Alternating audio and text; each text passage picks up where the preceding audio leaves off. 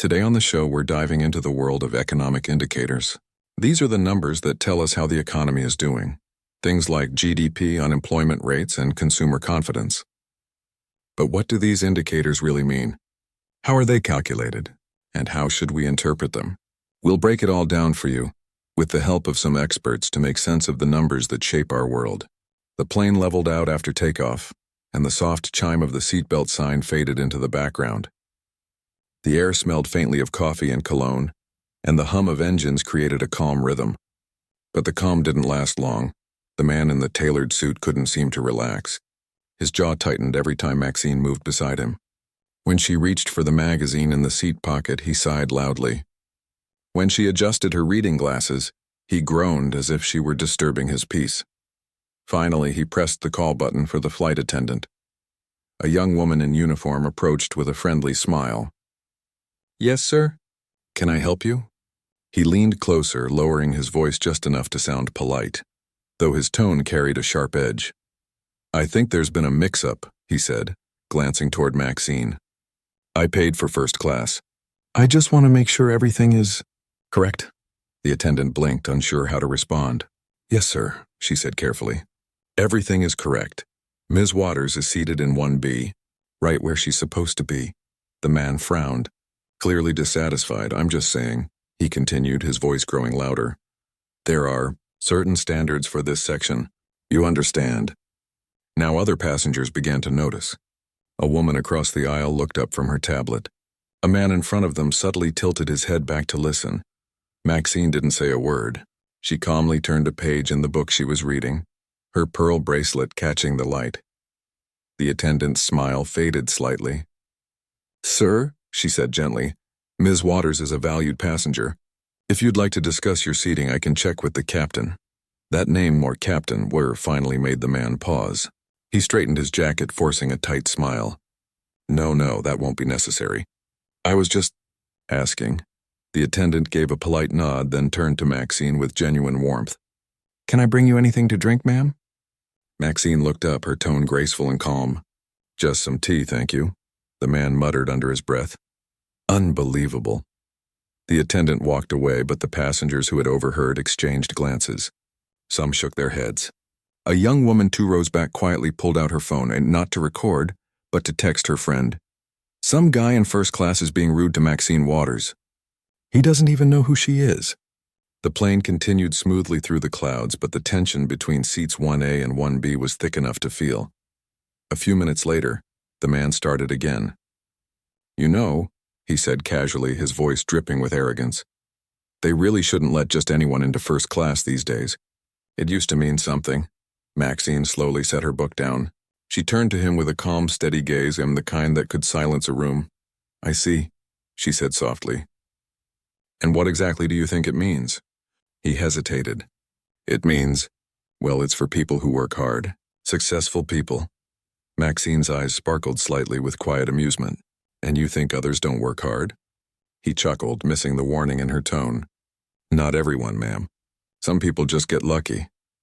Maxine smiled faintly, the kind of smile that carried wisdom and restraint.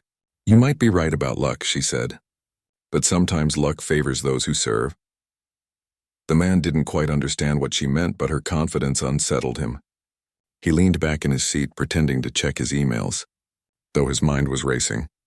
A few minutes later, the flight attendant returned with tea for Maxine, served in fine china with a slice of lemon on the side.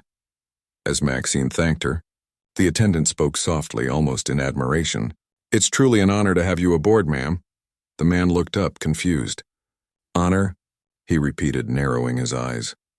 The attendant smiled politely but said nothing more before walking away. Now the man's curiosity was piqued, but his pride kept him from asking. Instead, he turned back toward the window, muttering, "Honor? Must be some kind of loyalty customer." But the other passengers were starting to piece it together. A few exchanged whispers. Someone whispered, "That's Congresswoman Maxine Waters. She's been in government for years." Maxine, still calm, sipped her tea. Not a single hint of arrogance crossed her face. The man noticed people glancing toward her now, some smiling respectfully, others nodding in recognition. He frowned, wondering why she was suddenly getting so much attention. Then he felt a tap on his shoulder. It was the same flight attendant returning with his drink order. "Would you like anything else, sir?" she asked sweetly. "Perhaps a little respect?" The passengers nearby chuckled quietly. The man's face flushed red. Maxine didn't say a word. She simply looked ahead, her posture graceful, her composure unshaken. In that silence, the man began to feel the weight of his own words. For the first time since boarding, he looked at her not as an inconvenience, but as a person. The engines hummed on.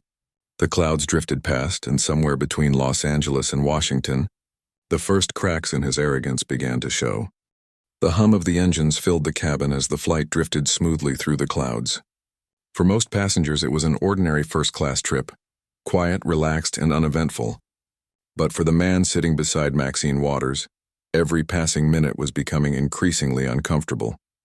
He shifted in his seat, tapping his fingers restlessly against the armrest. The sound of her calm breathing annoyed him. Her steady poise, the way she sipped her tea and turned each page of her book with such grace, made him feel small, though he couldn't explain why. "Unbelievable," he muttered under his breath again. "Some people just don't know their place." The woman in front of him, pretending to sleep, opened one eye and frowned. The flight attendant walking past heard the tone in his voice and slowed her steps, glancing back for a moment before continuing down the aisle. Maxine said nothing. She had faced bigger storms than this, in politics, in life, and in a world that often underestimated her. She wasn't about to let a single stranger ruin her peace. Still, the air between them felt heavy. The man noticed people occasionally glancing their way, and that only made him angrier. In his mind, he was the victim, not the one being rude. He decided to try again, his voice laced with sarcasm. "You know," he said, turning slightly toward her, "I didn't expect to share a row with someone so down to earth in first class." Maxine looked up slowly from her book. "Down to earth?" she repeated, her tone neutral. "Yeah," he said with a smug grin. "Not many people from regular backgrounds fly up here." She tilted her head. "And what background do you think I come from?" He hesitated, realizing too late how the question trapped him. "I'm just saying," he stammered. "It's not common." "That's all?" Maxine smiled gently. "Maybe it should be." Then she turned back to her reading, ending the conversation without a hint of anger. Just quiet authority. That simple response silenced him more than any argument could have. For the first time, he felt the faint sting of shame creeping in. Minutes passed in silence. The flight attendants rolled out carts for lunch service. The aroma of roasted chicken and coffee filled the air. Conversations murmured softly around the cabin. But between seats 1A and 1B, the silence spoke louder than words. The man pulled out his laptop, pretending to work, but his hands shook slightly on the keyboard. He couldn't stop thinking about how calm she was, how unbothered. It irritated him, yet part of him felt a strange respect. When the attendant stopped by again, she smiled kindly at Maxine. "Would you like another cup of tea, Congresswoman?" she asked. The man froze. His fingers paused mid-type. He turned his head sharply. "Congresswoman?" he repeated quietly. But she ignored him. The attendant smiled. "It's always an honor to have you aboard, ma'am. I hope your trip to D.C. goes well." "Thank you, dear," Maxine said warmly. "You're very kind." The attendant moved on, leaving the man sitting there in stunned silence. His mouth went dry. "Congresswoman?" He turned slightly, studying Maxine again. The pearls, the papers tucked neatly in her bag, the way the other passengers looked at her now with new respect. It all clicked. He had insulted not just a woman, but a respected leader. The realization hit him like a punch to the chest. Maxine noticed the shift in his energy. Without looking up, she spoke softly. "Something wrong, sir?" He swallowed hard. You're in politics?" Maxine smiled faintly. "That's right." He nodded slowly, embarrassed. I didn't realize." "I know," she said simply. "Most people don't until they have to." Her tone wasn't cruel. It was calm, compassionate, but firm enough to make him squirm. The passengers nearby were whispering now. One man leaned toward his wife and said quietly, "That's Maxine Waters. She's a congresswoman from California, fought for equality for decades." The rude passenger's face flushed bright red. He stared down at his hands, wishing he could disappear. But Maxine didn't look angry. She didn't gloat or raise her voice. She just returned to her book as though his words hadn't touched her at all, and that, more than anything, made him feel smaller. A few rows back, a young woman began quietly recording the scene on her phone, not to embarrass anyone, but to capture what respect and grace looked like under pressure. As the man sat there in silence, the weight of the situation sank in. He realized how easily he'd judged someone based on assumptions. And now the entire cabin knew. The man finally whispered, "I'm sorry." Maxine looked up, her expression kind but unreadable. "You don't owe me an apology," she said gently. "But maybe think twice before you judge someone else." Her words lingered in the air, heavy but healing. The man nodded, unable to meet her gaze. "Yes, ma'am," she smiled softly. "Good, then let's enjoy the flight." He sat back, silent at last. Outside the window, the clouds drifted past, peaceful, endless, forgiving. Inside, the lesson had already begun to take root. The flight had been in the air for a little over an hour. The man beside Maxine was still restless, scrolling through his phone, sighing loudly, and occasionally glancing sideways with clear irritation. He had spent most of the flight pretending to ignore her, but his actions said otherwise. Every time she reached for her water, he adjusted in his seat. When she spoke politely to the attendant, his lips curled as if he wanted to interrupt. He didn't realize that his behavior was drawing quiet attention from others in first class. One flight attendant, Emily, had been serving in the cabin for nearly 8 years. She prided herself on recognizing dignitaries and VIPs. When she passed Maxine's seat again to offer refills, her eyes widened slightly in recognition. "Mrs. Waters," Emily said softly, lowering her voice with respect. "Would you like some tea? We have your preferred jasmine blend on board today." The man's head jerked toward her, confused. "Wait, did you just say Mrs. Waters?" he asked, eyebrows furrowing. Emily nodded with a professional smile. "Yes, sir. Congresswoman Maxine Waters, it's an honor to have you with us today." For a brief second, the entire cabin seemed to freeze. The man blinked, processing the words as if they were in another language. "Congresswoman," he repeated, his tone shifting from disbelief to discomfort. He turned slowly toward her, studying her face as though seeing her for the first time. Maxine met his gaze calmly. "Yes," she said with that same gentle authority she had shown from the beginning. "Maxine Waters. I serve in the United States House of Representatives." His mouth opened slightly, but no words came out. The confidence that had filled him at boarding vanished. His earlier arrogance now felt like a heavy coat he desperately wanted to shrug off. Emily smiled knowingly and excused herself, continuing down the aisle. But a ripple of murmurs spread through the cabin. A young woman sitting a few rows back whispered to her husband, "Oh my God, that is her. I saw her on TV last week." Another passenger quietly took out their phone, pretending to check messages while subtly snapping a picture. The man felt heat rise up his neck. I didn't realize," he stammered. "I thought maybe there was a mistake." "You know how these airlines are." Maxine tilted her head slightly, a soft smile playing at the corners of her mouth. "You thought a woman like me couldn't possibly belong in first class?" Her tone wasn't angry, it was controlled, even kind. But the question struck him like lightning. There was no easy way to answer it without exposing himself. He forced a laugh, though it came out awkward and dry. No, that's not what I meant. I just thought, well, I've had bad experiences with seat mix-ups before." Maxine nodded slowly. "Of course," she said. "Mistakes happen." Then after a pause, "But sometimes they reveal more about us than we realize." The man swallowed hard. His hand fidgeted with the edge of his armrest, his earlier smugness gone. He wanted to disappear into his seat, but the murmurs around him made that impossible. A young man across the aisle leaned over, smiling warmly at Maxine. "Congresswoman, my grandmother adores you," he said. "She always says you speak truth to power." Maxine chuckled lightly. "Tell your grandmother I appreciate her," she replied. The man beside her glanced around nervously, realizing more passengers were looking their way.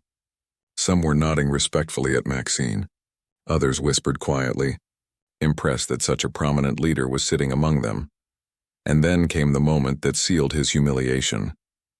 The captain's voice came over the intercom. "Ladies and gentlemen, we're honored to have Congresswoman Maxine Waters traveling with us today. "We appreciate your public service, ma'am." A small wave of polite applause followed from a few passengers. Maxine smiled graciously and nodded. The man's face turned pale. His earlier complaint about who belongs in first class now felt like a public confession of prejudice. He leaned closer, lowering his voice. "Mrs. Waters, I truly didn't mean to offend you," he said. "I have the utmost respect for what you do." Maxine turned her head, meeting his eyes with calm strength. "Respect," she said softly, "isn't just about what you say, it's how you treat people when you think no one's watching." He froze, unable to reply. The hum of the engines filled the silence between them. Maxine returned to her book, flipping the page with ease, while the man sat stiffly beside her, his mind racing through the memory of every word he had said since boarding. For the first time during the flight, he wasn't thinking about his business meeting or his watch or his status.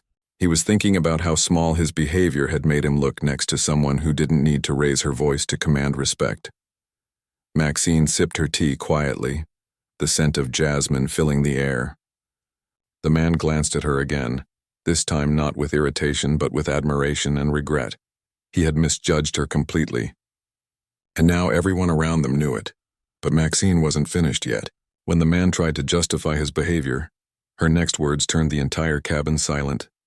The applause had faded, but the tension lingered like a quiet echo in the air. The man sat beside Maxine, visibly uncomfortable. His once relaxed posture had stiffened. His hands fidgeted with his watch, his mind replaying the past hour in painful slow motion. He had insulted a congresswoman. Worse, he had done it publicly. But what troubled him most wasn't her title. It was how calm she remained, how she didn't once raise her voice or meet his rudeness with anger. There was a strength in that silence, and the kind that made him feel smaller by the second. He finally leaned forward, his voice low and uneven. "Mrs. Waters, I just want to say again, I'm sorry if I came off the wrong way earlier." Maxine looked up from her book. Her expression was unreadable, but her eyes carried both wisdom and warmth. "You didn't come off the wrong way," she said quietly. "You acted the wrong way." The word struck him like a cold gust of air. "I know," he said quickly. "It's just, you have to understand, I've had people sit next to me in first class who don't belong here. They sneak up front, you know. I thought maybe—" Maxine raised a hand slightly, stopping him mid-sentence. "You thought maybe I didn't belong here," she said. Her voice was still soft, but each word landed with the weight of truth. He swallowed hard, trying to find a defense. "It wasn't personal," he muttered weakly. "Oh, but it was," she replied. "It always is when someone looks at another person and decides what they must be, before even saying hello." The cabin had grown quiet again.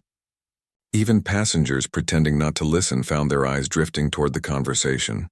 "You see," Maxine continued, closing her book gently, "this seat doesn't define anyone's worth. Either does money or clothes or how someone looks.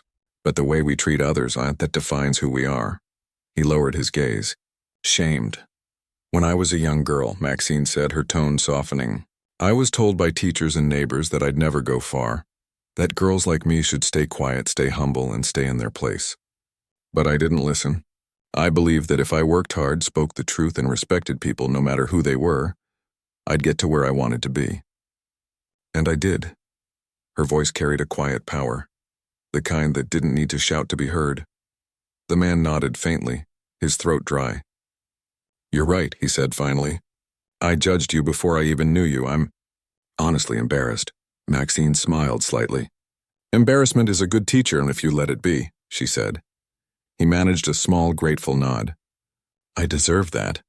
She leaned back in her seat and gazed out the window at the endless blue stretching beyond the wing. "You know," she said after a pause, "this isn't the first time someone's tried to tell me where I do or don't belong. It's happened in boardrooms, in debates, even in my own government. But every time I remind myself if I belong in my own truth, that's all that matters." The man followed her gaze, lost in thought. "You've probably dealt with a lot of that," he murmured. Maxine looked at him again, her eyes kind but steady. "We all do, in different ways. Some people face it for how they look, some for where they come from, some for who they love. The only thing that matters is whether we choose to make the world a little better or a little worse with the way we treat people."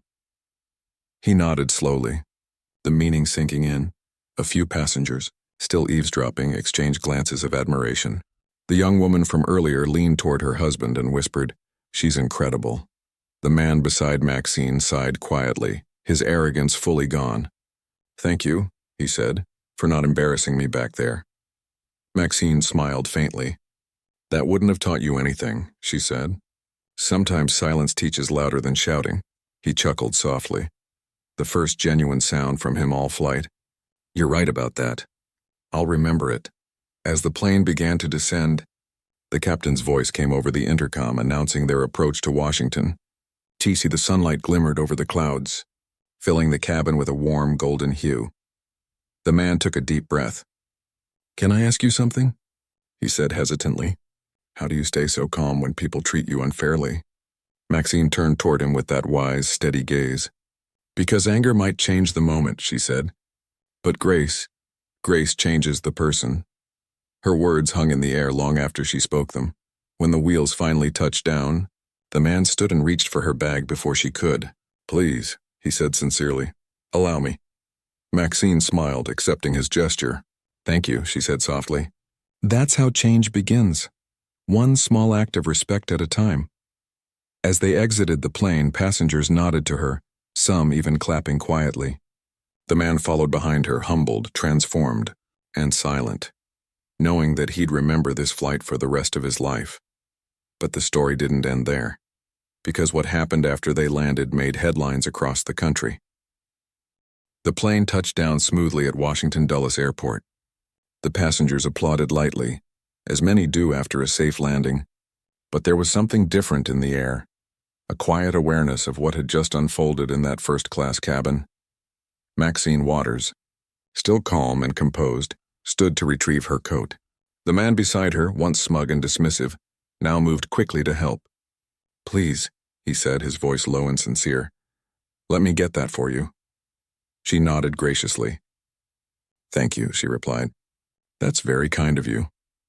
He handed her the coat, his hands trembling slightly, not from fear but from the heavy weight of reflection. Around them, passengers exchanged subtle glances, many smiling warmly at Maxine. A few even whispered, "That's her, Congresswoman Waters." As they stepped off the plane and into the jet bridge, a small group of travelers from coach class, who had heard whispers about the first-class incident, waited curiously. Some even pulled out their phones, pretending to scroll but quietly recording. One young woman approached Maxine timidly. "Mrs. Waters," she said, "I just wanted to say you handled that so beautifully. Most people would have shouted or made a scene, but you just stood tall." Maxine smiled, touching the woman's hand gently. "The loudest lesson is often taught in silence," she said softly, before continuing down the corridor. Behind her, the man kept a few steps back, his face pale. He could hear snippets of conversation. "Did you see what happened?" She didn't even raise her voice. The guy looked so embarrassed. By the time they reached baggage claim, the man's phone was already buzzing. Notifications, mentions, social media had found him. Someone had filmed part of the interaction, the moment he questioned whether she belonged in first class, followed by her quiet but commanding response. The short clip had spread like wildfire within hours. The caption read, "Man tries to belittle Congresswoman Maxine Waters on flight. Her response is pure class." He unlocked his phone, staring in disbelief as thousands of comments flooded the post. "This woman's grace is unmatched. He really tried the wrong one today.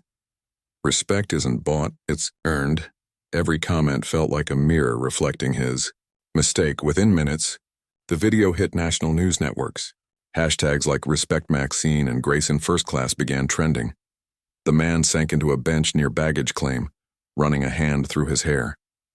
He looked up and saw Maxine surrounded by a few airport staff who had recognized her, thanking her for her service. She smiled humbly, greeting each person with warmth. He finally gathered the courage to approach her one last time. "Mrs. Waters," he began softly, "I know you probably don't owe me anything, but I wanted to apologize again, not just to you, but to everyone who's ever had to deal with people like me." She turned, her face calm but thoughtful. "Do you mean people who judge before they know?" He nodded slowly. "Yes, I thought I was better. I thought money and seats and titles mattered. But sitting next to you, I realized how wrong I was. Maxine placed a gentle hand on his arm. Realizing it is the first step, she said. The next one is what you do with that realization. He looked down, her words echoing in his mind. You're right, he said quietly. Maybe I'll start by teaching my son a little more about respect.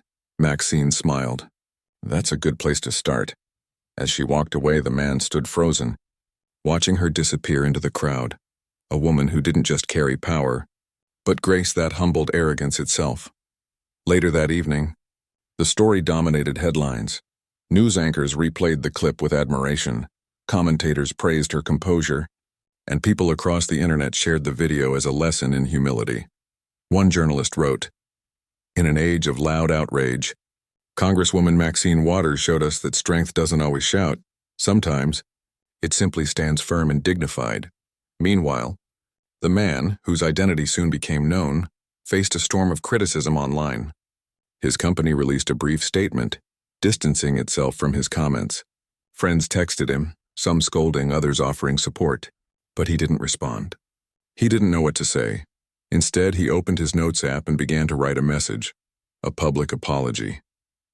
That evening, he posted, "Today I learned that respect isn't about where you sit, and it's about how you treat others. Congresswoman Maxine Waters, I'm deeply sorry for my words and behavior on that flight. Thank you for showing me what true dignity looks like."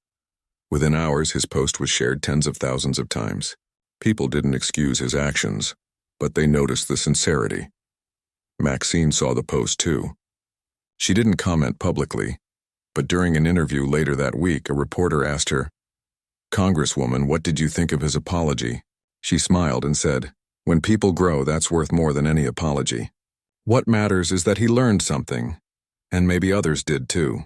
The clip of her response went viral again, adding to the global wave of respect she had inspired. In the end, what began as a moment of prejudice became a powerful reminder to millions. That class has nothing to do with money, and everything to do with character. But the true power of Maxine's lesson was just beginning, because what happened next turned her quiet act of grace into a worldwide movement. In the days that followed, the video of Maxine Waters' quiet encounter on the plane continued to circulate across every major platform. From Twitter to TikTok, people everywhere were replaying the moment. She calmly reminded the world what true respect looks like. News outlets called it the first-class lesson that stopped the internet. Hashtags like Divanche Respect Maxine and Henri Grace's Power trended for an entire week. But what moved people most wasn't just the man's humiliation. It was the way Maxine handled it. She didn't scold, she didn't shout, she taught. Across the country, parents showed the clip to their kids. Teachers used it in classrooms to talk about kindness and prejudice. One viral comment summed it up perfectly. Maxine Waters didn't win an argument. She changed a heart. Even celebrities and political leaders shared their praise. One post from a well-known actor read, "This is how real power looks. Calm, confident, and grounded in grace."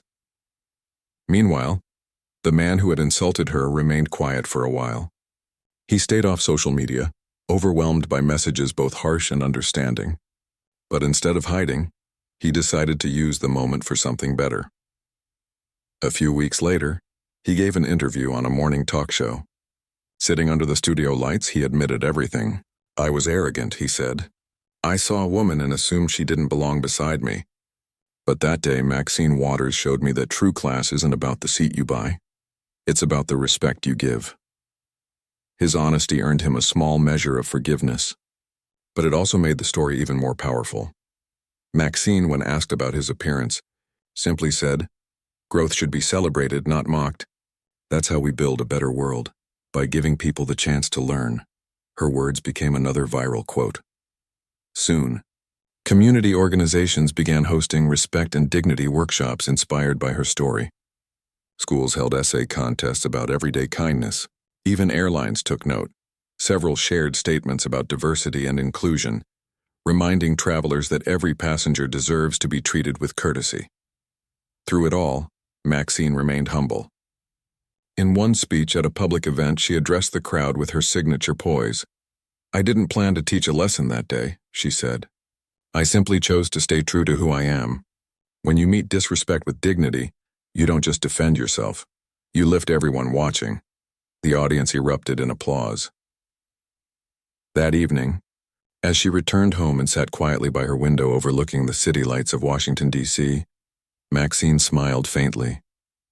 She wasn't thinking about the millions of views, the interviews, or the praise. She was thinking about how one small moment, one seat on one flight, had reminded the world that change doesn't always need anger. Sometimes it just needs grace. If you believe respect should never depend on appearance, status, or wealth, type GRACE in the comments and subscribe for more stories that prove kindness is still powerful.